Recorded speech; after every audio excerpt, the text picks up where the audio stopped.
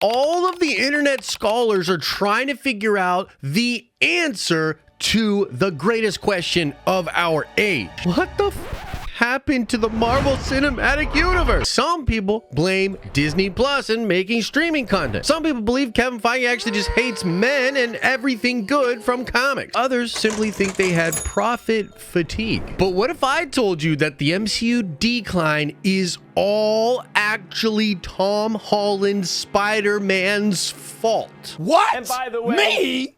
Me? Yes. I know it's hard to believe, but due to some new reports, I am now completely convinced that this entire weird decline of quality for the Marvel Cinematic Universe is literally all because of Tom Holland Spider-Man. I think by the end of this video, you'll also be convinced of this. First thing I want to bring up to you guys is a report that actually comes from Joanna Robinson's new book, The Reign of Marvel Studios. Within this book, Joanna discusses the fact that Kevin Feige absolutely knew that he had a lot of veteran actors for the Marvel Cinematic Universe sort of hanging up their jersey after Endgame, and he needed new faces. He needed new main characters for the MCU. And the plan was to have Black Panther, Spider-Man, and Captain Marvel be the new faces of the MCU. She even talks about in the book the three of those people all meeting at a dinner and discussing how they're all the future of the Marvel Cinematic Universe and how excited they all were. So I think it's important to just remember that this is factually true. Like, this was the original plan. But now let's talk about some really new leaks that I think will begin to really get you to understand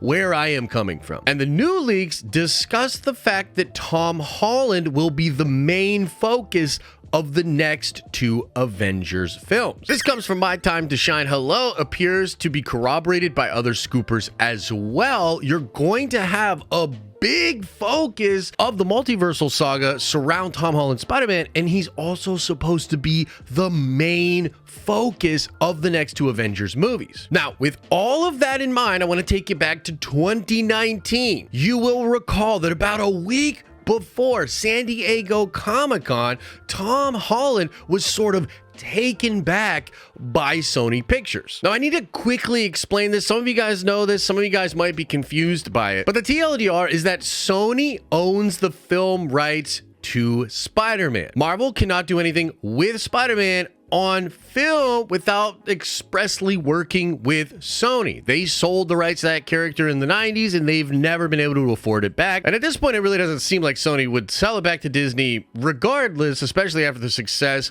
of No Way Home, but we're getting ahead of ourselves. However, when it comes to Tom Holland Spider-Man, a very special arrangement was worked out between Sony and Marvel, and Amy Pascal and Kevin Feige came to an agreement in order to allow a new Spider-Man to appear in the Marvel Cinematic Universe. So that is why you get Tom Holland Spider-Man in Civil War. And ever since then, every single movie that you've seen Tom Holland Spider-Man in, that has been a collaboration between Marvel Studios and Sony. It has been Kevin Feige working with people at Sony in order to do stuff with Spider-Man. Now, that year in 2019, Spider-Man Far From Home was a massive success. It was actually the highest grossing movie for Sony, period, in the entire history of their studio. It had outgrossed every single James Bond movie, every single big movie that Sony had ever made. Spider-Man No Way Home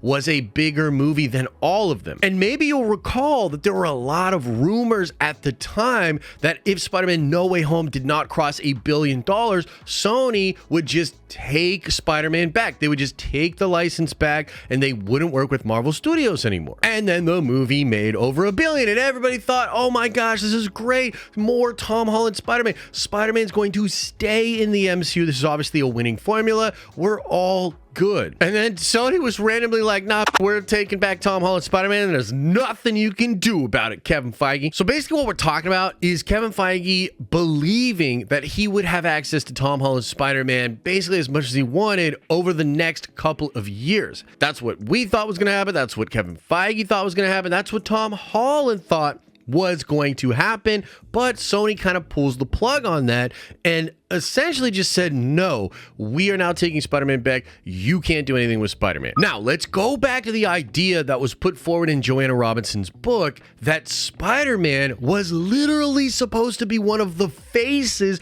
of the Marvel Cinematic Universe. And if you couple that with the idea that Tom Holland is going to be the focus of the next two Avengers movie, we begin to see this really crazy pattern. Spider-Man No Way Home is one of the first projects for Marvel that really cracked open the multiverse and utilized the multiverse to bring in other versions of characters and set up the idea of an unstable multiverse. So it's a very important stepping stone on the path to Secret Wars, the whole story that Marvel is trying to tell. We've recently heard that Spider-Man 4 is going to be another stepping stone towards Secret Wars and involve the multiverse in some way, shape, or form. There's some debate on what the actual plot of the movie is going to be, but very good insiders like Daniel Rickman have reported that Spider-Man 4 is important to Secret Wars and it is going to set things up. So if you think about it, you're getting Spider-Man No Way Home, Spider-Man 4, the Kang Dynasty, and then Secret Wars, all heavily featuring and focusing on Tom Holland Spider-Man. And I think you were probably going to have even more of Tom Holland Spider-Man than that in the original plan. I mean, think about how much Robert Downey Jr. was popping up in the MCU during the Infinity Saga. I think Tom Holland was going to be that guy. And in fact, if you'll recall, in 2019, they leave off of the presentation anything about Black Panther 2 or Captain Marvel 2. And I believe that the original version of both of those movies may well have had Spider-Man in them, or at least been involved with something that was also going to be happening in Spider-Man projects. And so when you think about all of this, it actually makes a lot more sense as to why Tom Holland called Bob Iger totally wasted one night and basically like begged for the two of them to get back to the table as far as Sony and Marvel were concerned, because Tom Holland was gonna be that guy. He was going to be the RDJ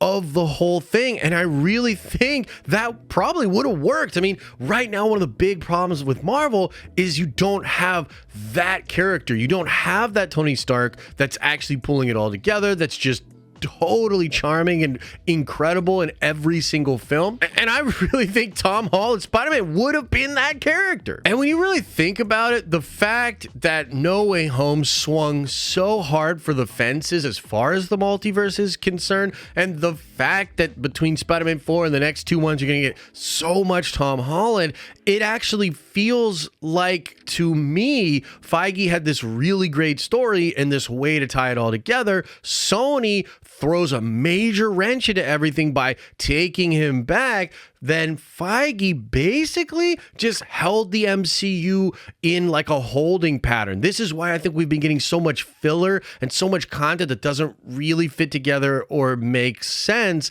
because he was waiting until he figured out an arrangement with Sony in order to be able to actually execute the plan that he wanted for this multiversal saga. Now, the good news for us is that it does seem like there's some kind of an arrangement that's finalized between Marvel and Sony. It seems like they're going to figure that out and they're actually going to do it. Tom Holland's going to be that guy, that character, and they're going to have so much of him in the next couple of years. And I think that's brilliant. But it also makes the reason as to why Marvel has been so crappy lately kind of Tom Holland's Spider-Man fault. Now, look, I obviously think that Chadwick Boseman's passing is a part of that. And I also think that Marvel probably underestimated just how much audiences were not interested in Brie Larson as Captain Marvel. And that's kind of bared out now when you look at the box office results for the Marvels. People just really don't care about that character, and she's really disillusioned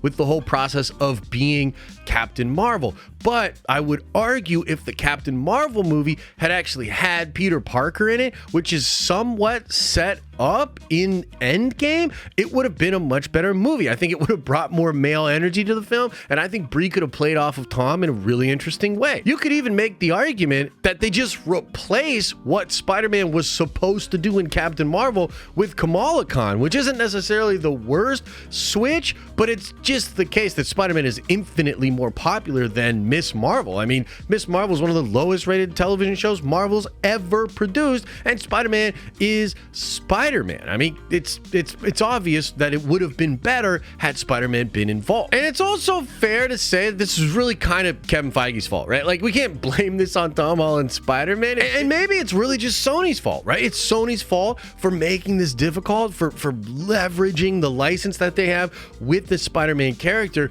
But I'm telling you guys, the more I thought about it, the more I was like, wow, this is all because of Tom Holland's Spider-Man. That's why it's directionless. That's why it's been filler. Would absolutely love to know what you think about this. Do you think I'm onto something? You think I'm crazy? Let me know in the comment section below. And as I always say, I hope you're having an awesome and a nerdy day, and I'll see you in the next video.